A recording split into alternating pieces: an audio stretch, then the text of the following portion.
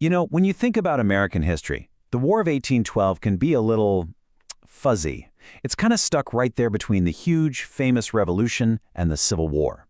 Its causes are messy, the results seem confusing, but this was an incredibly important conflict that really shaped the continent we live on today. So what was it? Just a pointless draw? Or something much, much bigger? Right? It's a fantastic question. I mean, think about it. The Star-Spangled Banner, the American national anthem, was written during this war. It's this incredible song about national survival. So how on earth did the war that inspired it become so overlooked? Well, we're going to dig into that and figure out what its real legacy is. And the confusion, it really starts right at the beginning.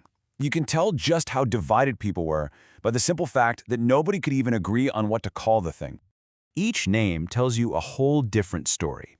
If you were against the war, especially if you were a Federalist, you called it Mr. Madison's War. You were putting all the blame right on the president.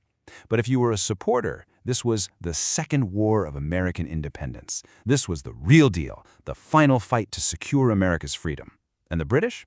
To them it was just the American War of 1812, a pretty annoying sideshow because their real war was against Napoleon over in Europe.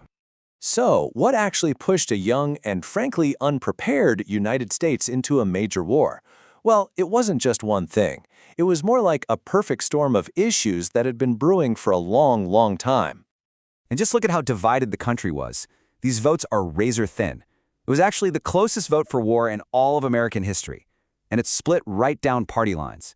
The Democratic Republicans, who were strong in the South and West, they were all for it. But the Federalists up in New England, they were dead set against it, terrified it would completely wreck their economy. Okay, so a lot of the big problems were happening out on the high seas. Britain and France were in this epic struggle, and Britain basically said the U.S. couldn't trade with France. But what made Americans truly furious was this practice of impressment. The British Navy would just stop American ships and force sailors into their service, claiming they were British deserters. We're talking about the kidnapping of thousands of American citizens. At the very same time, you've got this other major conflict brewing out on the frontier. American settlers are pushing west into indigenous lands. And to slow them down and protect Canada, the British are giving weapons and support to indigenous leaders, like the brilliant Shawnee chief Tecumseh, who was building a confederacy to fight back. So you add all this up, the trade, the kidnappings, the fighting on the frontier, and it all boils down to this one powerful feeling: respect. Or a total lack of it.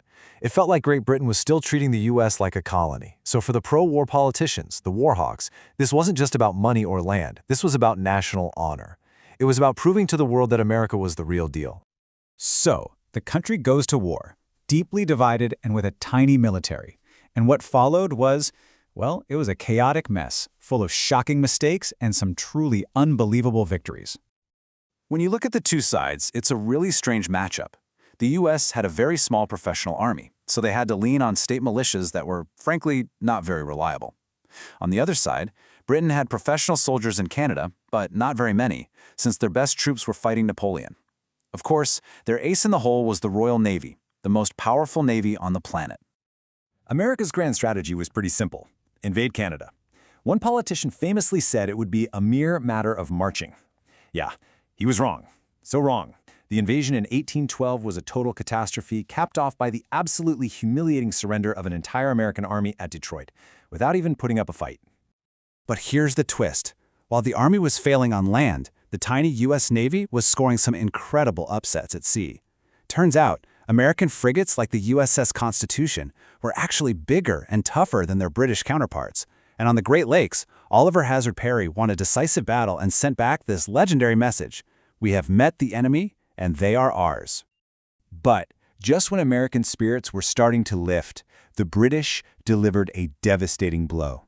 Napoleon was finally defeated in Europe, which meant Britain could send its top-tier veteran troops to North America. And in August of 1814, they marched right into Washington, D.C. and burned the White House and the Capitol building to the ground. And that leads us to the most famous battle of the war and the biggest irony. In January 1815, Andrew Jackson led this scrappy force of soldiers, militia, and even pirates to a massive, crushing victory over the British at New Orleans. It was an incredible moment for American pride. Here's the catch, though. The battle meant absolutely nothing. A peace treaty had already been signed in Europe 2 weeks earlier. The news just hadn't arrived yet. So wait a minute. If the biggest, most famous American victory happened after the war was technically over, how do you even decide who won? Well, to do that, you have to stop looking at the battles and start looking at the peace treaty. You know, the craziest thing about the Treaty of Ghent is what it leaves out. It doesn't mention impressment, doesn't mention trade rights, and the borders, they just hit the reset button, putting everything back to the way it was before the war. It's called status quo ante bellum. So, if you just read the treaty, this whole bloody war was a complete and total draw. Which brings us right back to that big question. If the treaty was just a giant reset button, were there any real winners and losers here? Well, it turns out the answer completely depends on who you ask. For the United States, even though they didn't win an inch of territory, they felt like they'd won. Just surviving a war against the world's biggest superpower sent this huge wave of patriotism across the country. It kicked off something called the Era of Good Feelings. It basically destroyed the Federalist Party for being anti-war, and it cemented this feeling that America was finally truly independent. Now flip over to the Canadian perspective. For them, this war was absolutely crucial. The shared experience of fighting off American invaders created a powerful, distinct Canadian identity. Successfully defending their homeland became a central part of their national story, a founding myth that's still celebrated today. And what about Great Britain? For them, it was mostly a sigh of relief. They got what they wanted. Canada was safe, and they didn't have to give up their maritime rights. But they also learned a really valuable lesson. Fighting the Americans was a costly, massive headache. They realized that working with the U.S. through diplomacy was a much smarter way to protect Canada in the long run. But in all of this, there was one group that suffered a clear, tragic, and decisive loss: the Indigenous nations. When the war ended, they lost the British as their powerful ally. The British dropped their idea for a protected, neutral Indigenous state, leaving them to face relentless American expansion all on their own. The outcome was absolutely devastating, and it kicked off decades of forced removals and land loss. So that's the real takeaway here. The peace treaty didn't move a single border on a physical map, but the war itself completely redrew the map of identity on the continent. It set 3 very different nations on 3 distinct paths. It cemented American independence, it forged a Canadian national identity, and it tragically sealed the fate of the Indigenous peoples caught between them. So, a forgotten stalemate? Not a chance. It was a turning point that created the North America we know today.